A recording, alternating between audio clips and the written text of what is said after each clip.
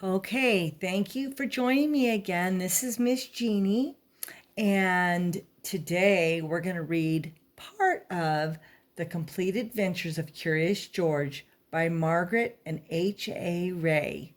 So we're just going to read one little part of it. That's George for you. Curious George. This is George. He lived in Africa. He was a good little monkey and always very curious. One day, George saw a man. He had on a large yellow straw hat. The man saw George too. What a nice little monkey, he thought. I would like to take him home with me. He put his hat on the ground, and of course, George was curious. He came down from the tree to look at the large yellow hat. The hat had been on the man's head. George thought it would be nice to have it on his own head. He picked it up and put it on. The hat covered George's head. He couldn't see. The man picked him up quickly and popped him into a bag. George was caught. The man with the big yellow hat put George into a little boat, and a sailor rowed them both across the water to a big ship. George was sad, but he was still a little curious. Sorry, we almost missed a page. On the big ship, things began to happen. The man took off the bag. George sat on a little stool, and the man said, "George, I'm going to take you to a big zoo in a big city. You will like it there. Now run along and play, but don't get into trouble." George promised to be good. But it is easy for little monkeys to forget.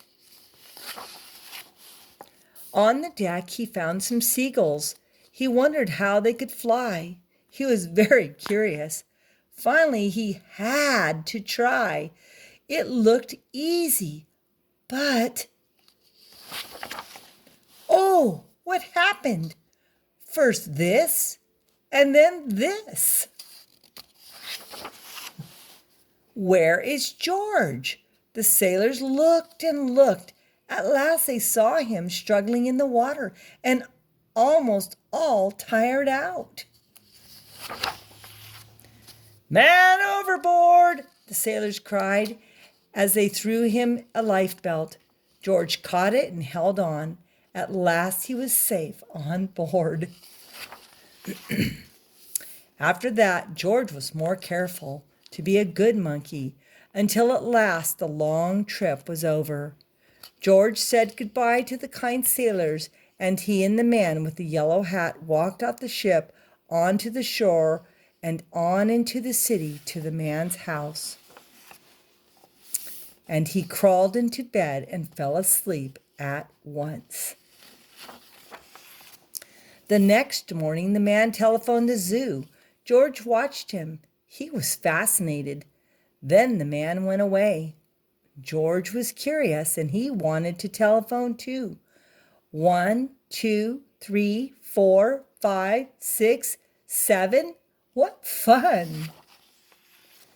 Ding-a-ling-a-ling, ling-a-ling-ling. George had telephoned the fire station. The firemen rushed to the telephone. "Hello, hello," they said, but there was no answer. Then they looked for the signal on the big map that showed where the telephone call had come from. They didn't know it was George. They thought it was a real fire. "Hurry, hurry, hurry!" The firemen jumped onto the fire engines and onto the hook and ladders. "Ding dong, ding dong! Everyone out of the way! Hurry, hurry, hurry!" The firemen rushed into the house. They opened the door. No fire! Only a naughty little monkey. "Oh, catch him, they cried. George tried to run away. He almost did, but he got caught in the telephone wire, and a thin fireman caught one arm and a fat fireman caught the other. "You fooled the fire department," they said. We will have to shut you up where you can't do any more harm." They took him away and shut him in a prison. George wanted to get out. He climbed up to the window to try the bars. Just then the watchman came in. He got on the wooden bed to catch George, but he was too big and heavy. The bed tipped and the watchman fell over, and quick as lightning, George ran through the open door. He hurried through the building and out on the roof, and then he was lucky to be a monkey. Out he walked onto the telephone wires, quickly, quietly, over the guard's head. George walked away. He was free.